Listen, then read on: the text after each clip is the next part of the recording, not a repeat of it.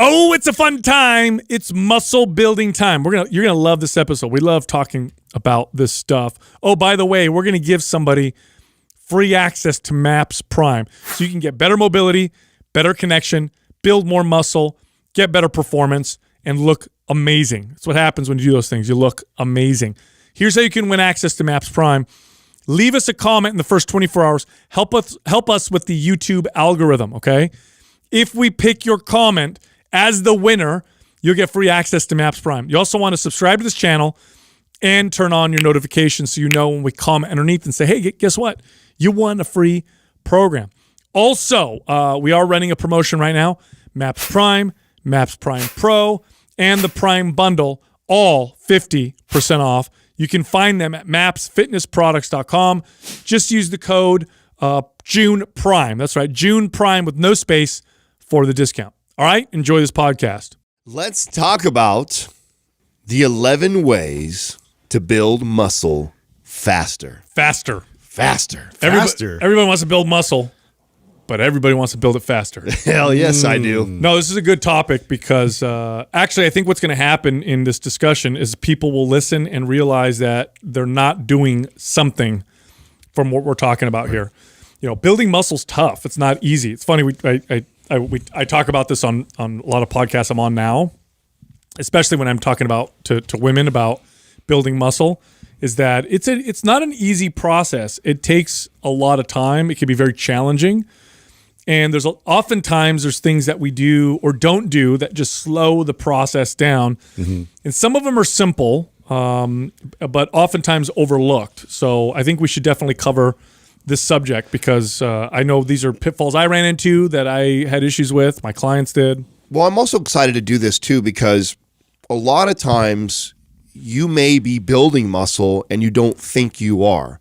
So the idea behind this, like when we first kind of created this was, let's give people kind of like a checkoff list of are you hitting the big 11 things to build muscle as fast as you can? Because what can happen sometimes is the scale doesn't move and you start to stray away from some of these things. Right. You start to freak out or adjust or move or do things differently because, oh my God, my goal was to build as much muscle as possible and my scale is either staying the same or maybe even it dropped a pound. And so you start freaking out. And so I would have, and I didn't quite organize it the way we organized this episode today, but I'd have kind of a list of things similar to this that I'd go over with my clients. Say, listen, are you doing this? Mm-hmm. Are you doing this?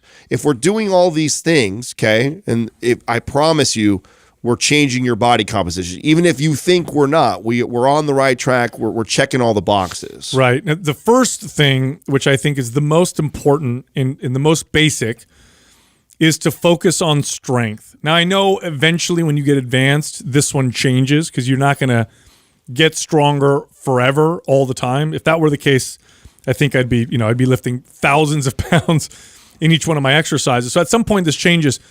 But in the beginning and in the intermediate, this is the most important thing. It's the most tangible way to actually be able to measure your progress. And I think that's just one of those things that if you want to be serious about this, and this is where all this stuff matters and why we have this all stacked the way it is, because to be efficient in building muscle, we have to really be critical of all these types of ways of measuring it. It's also one of the first places it goes when you fall off for a couple of weeks. Mm-hmm. So it's such an easy place for me to go back and measure like, oh, am I on the right track again? Like if I take a week or two off, especially if I take 2 weeks or beyond where I've been inconsistent and not lifting, one of the first things I see that I start to drop or lose is my strength.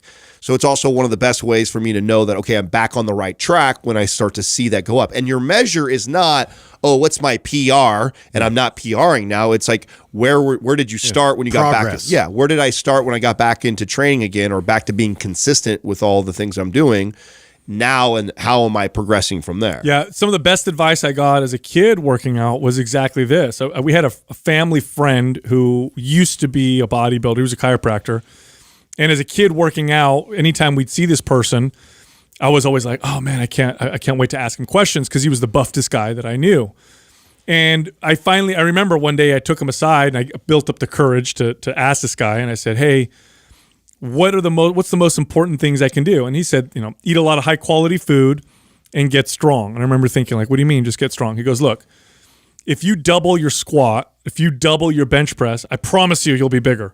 I promise you're going to have more muscle. Your body will need to get bigger. And nothing has consistently built more muscle on me and on my clients than just getting stronger consistently. You can get stronger and not see muscle for a little while, but if you keep getting stronger, eventually you'll see more muscle on your body. Right, because you can be getting better at this, and we'll cover this, right? The skill and things like that. But ultimately, if you are sending a signal to the body that you need to get stronger, then it's also telling the body we should build more muscle. In order for us to get stronger, one of the most efficient ways that we can be stronger is to add muscle, to build muscle. So that is like the loudest signal that you can send to the body to build the muscle. Right. And I mean, this was the part of the cornerstone of the first MAPS program, which is MAPS Anabolic, is, get stronger.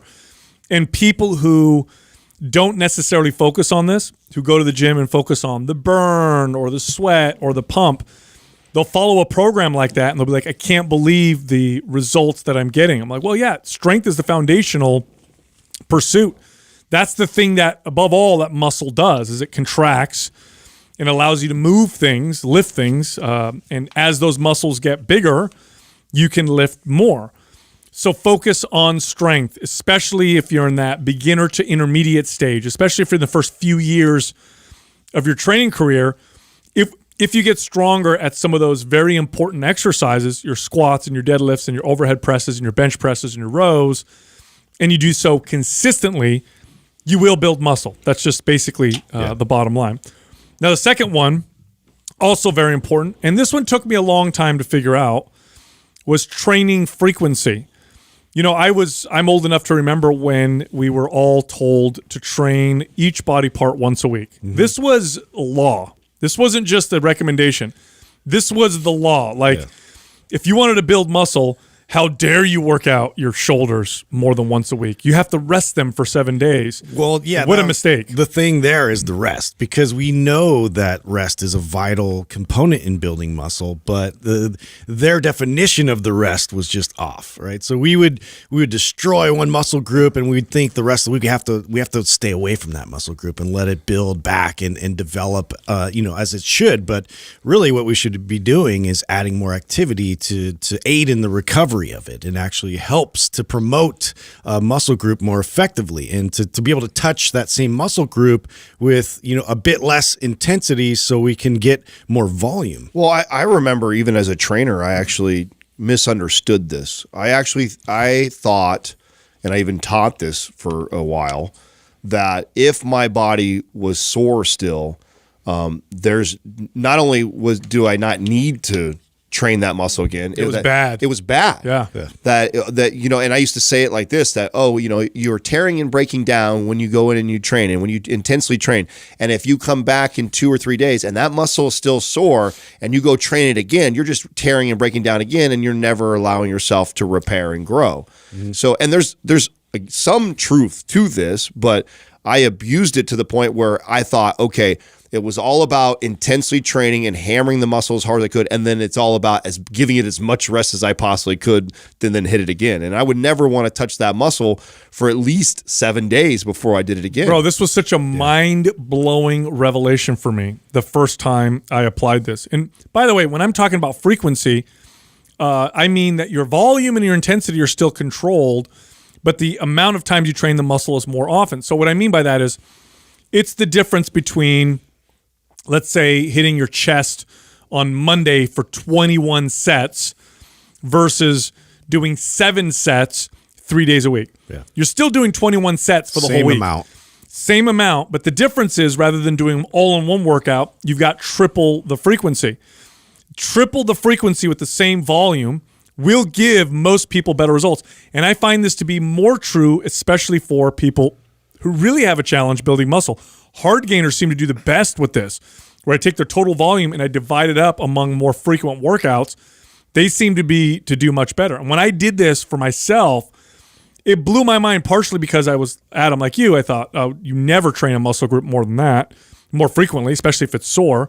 But I remember when I first applied this, I trained body parts when they were a little sore, and I noticed not only did they not get more sore, they actually felt a little better. And oh my gosh, I'm getting stronger and I'm building more muscle, what the hell is going on here? Well, the most important part that you just mentioned right now is actually explaining how you divided the same volume up. Yes. So the next mistake that I made was, okay, and I don't remember exactly the study that I read when I came across this, but I finally read the research around frequency, and it says, 2 to 3 times a week is ideal for the most muscle, right?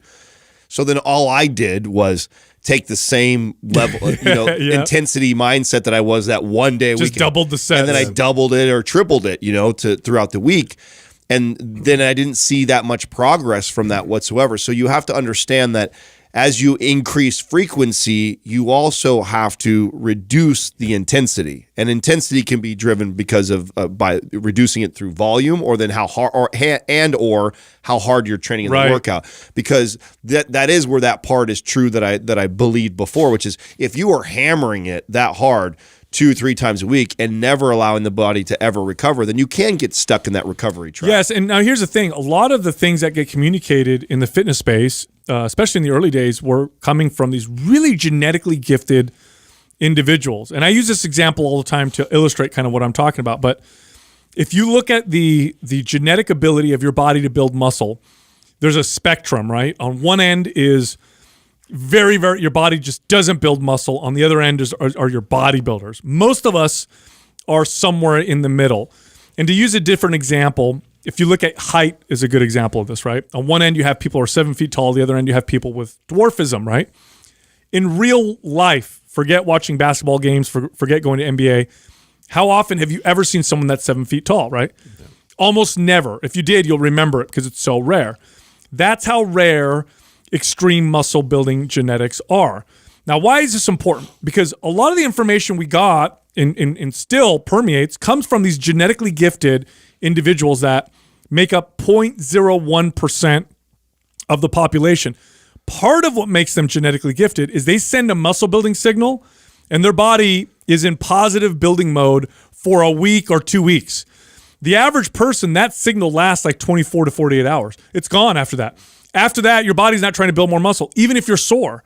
So this is why some people can work a body part once a week, get great results, but why most people do better working the body part 2 or 3 days a week. Now, of course, you got to control the volume and the intensity. So you're not doing 21 sets on Monday, Wednesday, and Friday, but you're doing what I said earlier, which is 7 sets Monday, Wednesday, and Friday.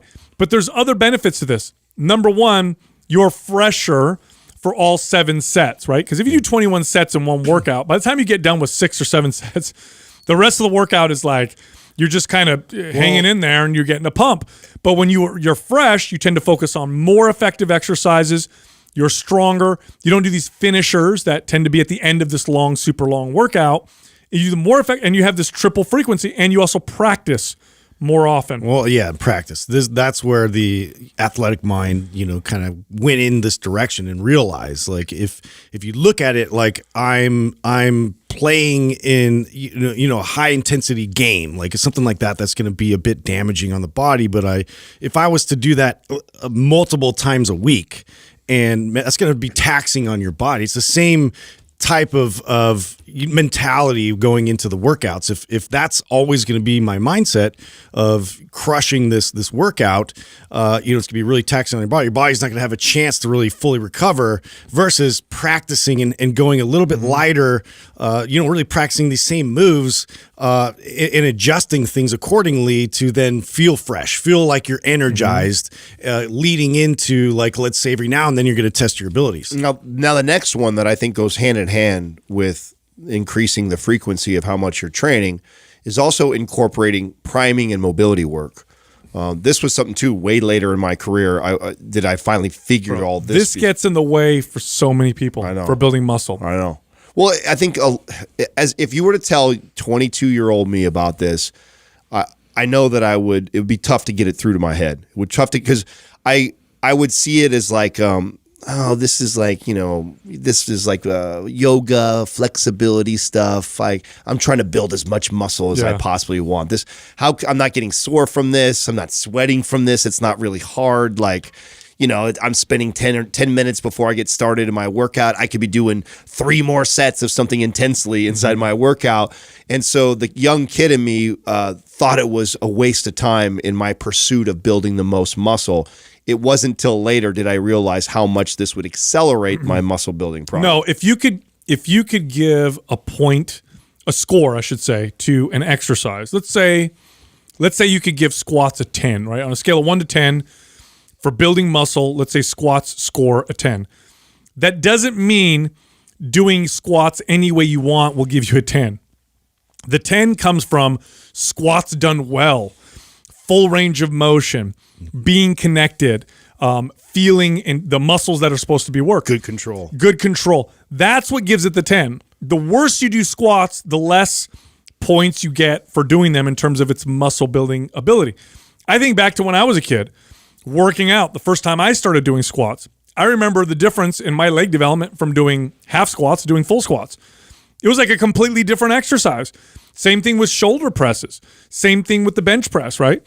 The fuller range of motion with good control, it was like I was doing a brand new exercise in terms of its effectiveness. It makes that big of a difference. And a lot of people, because they don't prime properly, because they don't work on mobility properly, they're not able to do some of the most effective exercises, or they do those exercises, but they can't do them effectively. Yeah, I look at it too as you get a stock car that has all these governings on them to not allow you to go the certain speed. The engine is fully capable of going, but the systems aren't in place to be able to handle that kind of stress it's going to place on the car. It's the same with the body is very smart. It adjusts and makes sure that, these ranges of motion and these types of activities, you don't apply too much of what you already could produce because you're going to injure yourself. And so we're working against these systems that we already have. So priming itself will really unlock a whole amount of new potential for you to produce force. Not to mention the amount of muscle fibers that you recruit when you do an exercise actually is directly correlated to the amount of strength and muscle you gain from that exercise. So when you look at muscles, if you were to look at them under a microscope, they're made up of lots of different fibers. I'm just going to give a number. Let's say you have, this is not accurate, but just for argument's sake, let's say in your bicep, you have 100 fibers. That's total muscle fibers in your bicep. But when you do curls, your body's only really calling on 60 of them, okay? There's going to be a big difference between your body calling upon 60 or recruiting 100. Part of what allows you to recruit more muscle fibers is how connected you are to the exercise, how stable you are to that exercise. This is why some people, not all the reasons, but part of the reason why some people don't build their glutes as effectively doing squats as someone else, or their chest as effectively when doing bench press as someone else. They're not able to recruit the same amount of muscle fibers because they're not as connected. They don't have that technique and the form. Mobility and priming is a very integral part of not just avoiding injury, but of maximizing your workouts so you can build the most amount of muscle. And that dramatically adds up over time. Most people are following some sort of a routine where they have, squats, bench press, whatever exercise we're talking about, where they have to do 3 to 4 sets of each exercise. Well, most people that don't do priming and set themselves up for all those exercises, to your point, only recruiting so much muscle fiber, sets 1 and 2, they only get X amount % out of that, where they could potentially double or triple the amount they get out of all those sets. You add that up over workouts, over weeks, and over months, and over years, that really starts to compound. It makes a huge difference. So our program, MAPS Prime and MAPS Prime Pro, focus specifically on that. We do have a free webinar. I want to mention that so people can go and learn some of the stuff. They don't have to buy anything. It's MAPS Prime Pro, MAPS Prime Webinar.com. So you can go there. Now the next one is also very, very important. This one is one we communicate all the time, but I think we can't say it enough. Yeah. And that is, if you want to build muscle, focus on the most effective exercises. I mean, there's a lot of exercises. All of them have some value, but not all of them are equal. And when it comes to building muscle, they're definitely not equal. Some are really good at building muscle. Others are not very good at all at building muscle. The most effective exercises for building muscle are compound exercises or compound lifts. The term compound means you're using more than one joint when doing the lift. So a non-compound movement, an isolation movement, or a single joint exercise would be like a curl, right? A compound movement that would work the biceps would be like a chin up with my palms facing back in a supinated grip. That would be a compound lift for my biceps. Other compound lifts include squats, deadlifts, bench presses, overhead presses, rows, horizontal presses. Those are all the big muscle building exercises. If you get good at those, you'll build way more muscle than if you get good at single joint exercises. And of course, these are the ones that require a bit more skill in terms of the performing of the exercise, where in a controlled setting where you're in a machine, it's a lot of those things have been accounted for. And so it's great for rehab. It's great for being able to really hone in on very specific muscles. But when we're trying to build muscle, we need to send the loudest signal we possibly can. And so these types of lifts where we use multi-joint really put a lot of demand on the body, which then in turn signals to the body, okay, we need to be able to build some muscle to be able to resist this. Well, Sal, you gotta tell your speaker and amp analogy that you give a lot that we haven't talked about very much lately in the podcast, because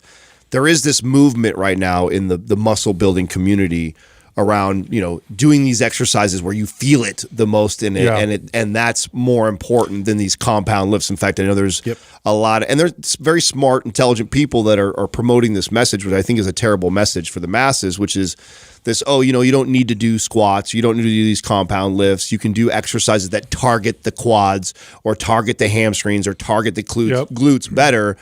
But there's massive benefits that go into compound lifting for a reason. It's not just about feeling a specific muscle that's going to build the most muscle. There's also other benefits, primarily talking about the central nervous system. Yeah, so the CNS is the controller, right? That's what tells your muscles to contract or relax. Your brain is a part of the central nervous system. And the CNS would be like your amplifier if you were to have a stereo system. That's the amp. That's what sends the juice. And the speakers are like muscle. Well, you could have whatever speakers you want, but they're not going to do anything if the amp is very, very weak.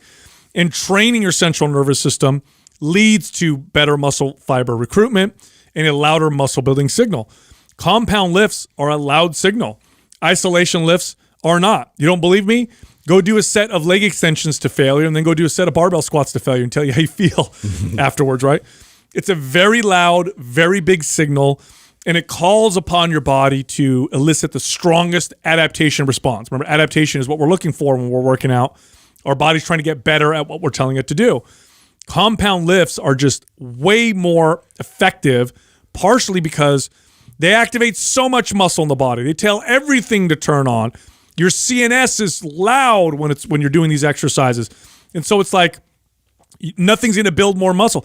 If you add 50 pounds to your squat, look at how much muscle you build on your legs versus adding 50 pounds on a leg extension. I mean, there's no comparison. A 50-pound add to your squat, you're going to see more muscle. 50 pounds on a leg extension, you might not even notice that much of a difference. That's how big of a difference it is when we're talking about these compound lifts. And for a lot of people who are training, if you're looking at your routine and you're like, why am I not building muscle? And you look at your workout and 2/3 of your workout are single joint exercises.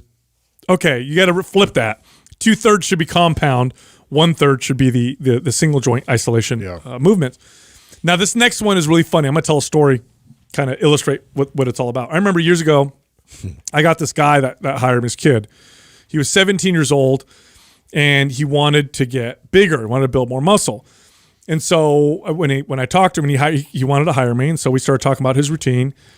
And it kind of sounded like he knew what he was talking about. And he was doing the right diet, taking the right supplements. And I said, well, let me look at your workout. And I looked at his workout, and I quickly realized that he didn't spend much time training his legs.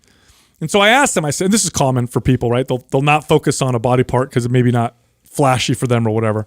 It's hard. Or it's hard, right? Right. But legs is one, right? The beach muscles, right? He's chest and biceps all the time. And, my legs, I can wear pants. That was his whole deal. And he was a kid. So I said, why aren't you working your legs that much? He goes, I don't really care about having super muscular legs, but what I want to do is I want to add more size to my arms. So I said, okay, here's what we're going to do. I'm going to get you really strong at squats and build your legs. And he's like, well, that doesn't make any sense. I said, oh, it will make sense once we do it. I said, but here's the deal. We can build a body part, and that body part will definitely build, but there's a signal that it sends to the whole body. You get this kind of whole body systemic effect. And I remember as a kid reading articles saying, if you wanted to get bigger arms, you got to get better at squats. And I thought it was silly, but I tested it myself as a kid. Totally worked. It worked on this kid too. His squat went up. Of course, his legs got bigger, but the rest of his body built as well. There are studies that show, for example, to kind of illustrate this, where they'll have somebody they'll put one arm, they'll immobilize one arm. So your left arm immobilized. And when you do that, like if you have your arm in a cast, you'll notice lots of muscle loss. But in these studies, the participants will train the right arm. Mm-hmm. Here's what they find. The right arm definitely gets stronger. The arm that's immobilized loses less muscle. In fact, when they don't immobilize one of the arms, but they still train one arm, most of the gains go in that one arm they train. Some of the gains go in the other arm. It's like you get this localized muscle building effect, right, but you also get this systemic muscle building effect. Now let's talk about the legs for a second. That's up half of your body. Training your legs definitely there's a local signal that goes to legs, but there's a very loud systemic signal that goes to the rest of your body. Yeah, so call out the concept, it's irradiation. Yeah. And so like as you like put stress in on one joint, your body is still stabilizing. It's still actively contracting, and it's affecting your body in a lot more ways than you actually like realize. So you training your legs definitely puts your upper body is going to be affected by that. In your overall body in general, the more type of demand you're going to put on, you're gonna build muscle as a result. Well, this is why too I really like, Sal, the speaker and amplifier analogy that you talk about too, because that makes total sense when you think of it like that too. Mm-hmm. Knowing that the legs are so big, if you are training those compound lifts and you're doing it, you're going to get some benefit to the amplifier. Yeah. So even though you didn't maybe upgrade the speakers in your arms, like you didn't get bigger speakers necessarily right away, but you're now sending a louder signal to those because you've trained those lifts. So that's why I like that analogy so much, because it makes sense to me that even if someone is not training that right arm like you're talking about, and they're only training the left arm, mm-hmm, they're at least still stretches your capacity. That's right. They're still getting a better amplifier, so that going forward when they do those other lifts, they're going to get more bang for their buck. There is, it's true, and so let's extend this a little further. Don't skip body parts. Skipping body parts means that even though you have a body part that like, I don't really care about training it that much. Yes, you're not going to develop that body part, but you're also not going to develop the other body parts to their full potential. Your body will limit the muscle building signal, number one, because it wants to maintain some sort of balance, and number two, because you're missing that systemic muscle building effect. So if you're training in a way that skips body parts, you're actually limiting your capacity to build muscle, especially if it's a big body part. In guys, it tends to be legs.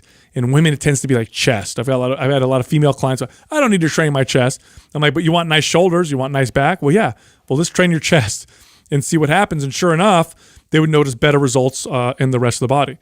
Now, the next one, this one's important because I think sometimes people, especially people who want to build muscle, but they also are afraid of gaining body fat, they tend to shy away from carbohydrates. I tell you what, this is coming from someone who often eats very, very low carbohydrates and sometimes even eats ketogenic. Now, I do those things because not because I'm trying to build muscle and not because I'm trying to get lean, but rather it works on an individual basis for my gut health. This is why I do it. But believe me, if I had a choice, I would eat carbs. Not just because they're delicious, but because you build muscle way easier when you build carbs. When you eat carbs. And it's also just easier to get the calories that way. Yeah. It's really tough. Most people that struggle with building muscle also struggle with getting enough calories. I mean, I know this was where I was stuck for so many years was I was a trainer. I was active. I liked to play sports. I did all this stuff that was burning so many calories. And I just was not fueling the body enough carbohydrates to stay up with my caloric intake so that I can build. You can lift weights all day long, but if you're not giving your body enough calories to build muscle, it's going to have a really hard time putting any muscle on. Yeah, the other part to that, and this one's very obvious, is don't miss your protein intake. That is very That's important. why I like to target that first, right? Yeah. So like if I'm, for myself, this is even if I'm not tracking, like if I'm not logging everything I eat, the first thing I'll do is I'll go, okay, I'm just going to really focus on making sure I hit my protein intake. I'll just track my protein, make sure I hit my protein, and then I'll pile on the carbohydrates and allow fat to get in there like that. But if you hit that first and make sure you hit those numbers, and then you pile on the other calories from carbs and fat, much easier strategy. Totally. The next one, this one is more for the hard gainer, the person who, has a tough time gaining weight. Daily weigh-ins can be really good. They can kind of keep you on track. This was a big one for me as a kid because I could see every single day what was going on. It also kept me on track with my nutrition. Well, I think it's important too that this episode is geared towards someone who's like a hard gainer. Yeah, it's like wants to build muscle. I know someone hears you say that and they're like, wait a second, I hear Mind Pump all the time, and they actually normally tell people like, don't get hung up on the scale.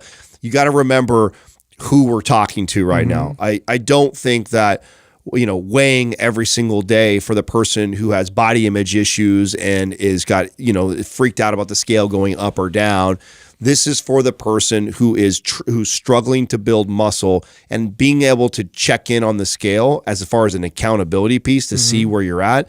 There is tremendous value in doing it for that person. Well, and also to make sure like what kind of weight you're gaining. That's right. And that's going to be highlighted most if you're gaining weight a bit too fast, and you're really looking at your consumption versus your activity levels, and to be able to see like not so much of progress for a while is probably going to be the better approach, where you're recomping your body. So now we're gaining more lean muscle. Now there's one caveat to this, which is don't get hung up on the day-to-day changes. Look at the trends. So I would chart this, and I would see on a week-by-week basis the trends, because daily you can lose or gain water. Also, weigh yourself at the same time with the same clothes on or no clothes at all on, because your body weight will fluctuate between morning and evening. But what you're looking for is the trend. If you get hung up on the day-to-day, you may find yourself, eating foods that promote water retention, or weighing yourselves, at the end of the day, because you're like, oh, I'm a little heavier at the end of the day to see what's going on. It's really there just to, like Justin said, to help you calibrate, right? Yeah. So if you've done a very good job, you're following a meal plan, or you've figured out your macros and you know where you're supposed to be in order for you to gain muscle. All right, you stick there. Now, what we know is that no, even the best macro calculator out there is not precise to you. And this is where you use the scale as a tool for you to kind of measure like how accurate it was to you. So I've figured out where I'm supposed to be calorie and macro wise, and then I'm weighing every day to see, and what I'm really looking for is massive swings in one direction or the other, and then I'm adjusting accordingly. Like you said, if I see my scale go up 4 pounds, consistently in 2 days in a row, okay, I probably need to scale back on my calories. Well, this is what's tough, because we do have tools out there that are great, like our macro calculators and all these things that will help to give you some sort of structure, which is, those numbers are useful. However, you have to individualize that even more by doing those other things, like by taking pictures, by also weighing and measuring yourself, to be able to see how all these work together and where you really are. Yeah. Now the next one, this one you were a big one on, Adam, which was food journal. Keeping a food journal, writing down what you're eating. What's funny with this one is even the hard gainers, or the people who have issues trying to put on muscle, they oftentimes overestimate how many calories or protein that they have. Protein is a big one. Like, I eat a lot. I eat all the time. I have this. Then they keep a food journal. We add it up. It's like, hey man, you're 150 pounds. You're eating 70 grams of protein. Well, listen, this is another one of those things that's kind of counter to some of the stuff that we talk about on the podcast when we're talking in general. This is a very specific, targeted episode towards somebody who is a hard gainer or struggling to put on muscle, or who wants to put on the most muscle as fast as you can.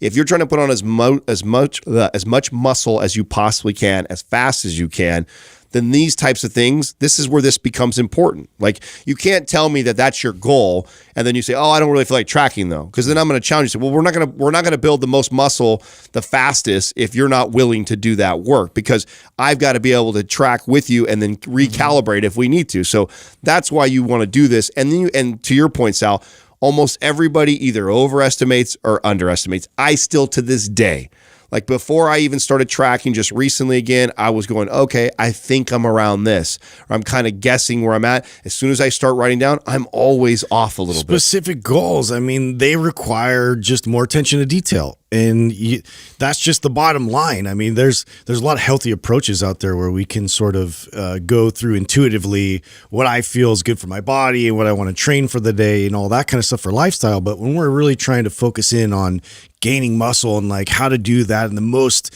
efficient way possible, have to be really, pay attention to those details. It's also going to help you dial in the weight thing, right? If you have figured out your macros and you know right where you're supposed to be and you don't see the scale going, I don't care what the macro calculator said. If you see the scale going down every single day, you got more. Yeah, you need more calories. It underestimated how much you're burning. So that's why you have to do this tracking. It doesn't mean you got to track for the rest of your life, but especially when we are first building this routine or trying to get you started in the right direction, we've got to figure all this stuff out. Yeah, now this one's for the people that are challenged with eating enough calories. I was one of these people myself. I had a very fast metabolism. Once I started to kind of track, I realized, wow, I'm not eating enough. I need to eat much more. How am I going to do this? I'm full. It's hard to consume. And that's when adding liquid calories actually makes a difference. Of course, remember, we're talking to a specific person right now. But adding liquid calories can make a huge difference. Protein shakes are a great example because they give you the protein that you might be missing and you get extra calories. If you're not dairy intolerant, milk is incredible for this. This is great, especially for the person who really struggles with putting on any body weight. It's like, how about this? Eat what you're normally eating, just have a big glass of whole milk with every single meal. Boom, they added 300 or 400 calories to the diet and some high quality protein. Well, this is one of my favorite ways to gain right here is that my goal is, and I'm tracking, is to hit my protein in targets, get all the calories I'm supposed to with whole foods within the day, right? So that's my goal. And then at the end of the day is where I love to make like this bulking type of shake. Then I look at the end of the day and I go, okay, I was supposed to get to 3,500 calories. I just got to there. I just hit barely my protein intake. Now I'm going to have like this bulk shake at the end of the night. And for somebody who struggles with eating enough calories, things like this become extremely beneficial. And I think I've shared this one on the podcast before where you go whole milk, whey protein, a banana, 1 tablespoon of Nutella, 2 tablespoons of peanut butter, all blended on ice. Damn, that sounds good. It is. Yeah. It's like an 800 calorie shake. It's like 40 something grams of protein, depending on what whey you're using. And it tastes phenomenal. It's a great way to end the night. It's also great for somebody that it may be like me who likes ice cream or sweets. And so it gives me kind of that sweet taste, but then I'm also getting this big punch of protein at the end of the night. Now, this next one is funny. It's a challenge whether you're trying to lose weight or gain weight or no matter what your goals are. I tend to find that people tend to go off on the weekends, right? So like people who are trying to lose weight, they often find that on the weekends they go off and eat too much. People trying to pack on muscle and size do the same thing, just in the reverse. Like they do really well Monday through Friday, then the weekend comes, they sleep in, so that means they skip breakfast or lunch wasn't that structured. And next thing you know, their calories are low, their protein is low. And remember, it's all averaged out, right? So if you're in a calorie surplus, of 500 calories Monday through Friday, but then you're in a deficit of 1,000 on Saturday and Sunday, well, that means that you're barely in a surplus for the whole week. Because the weekend makes a big difference. I like this tip a lot because you're right. It does work both directions. And this actually happened way later in my career. I started to piece this together. It didn't matter if I was on a bulk or a cut.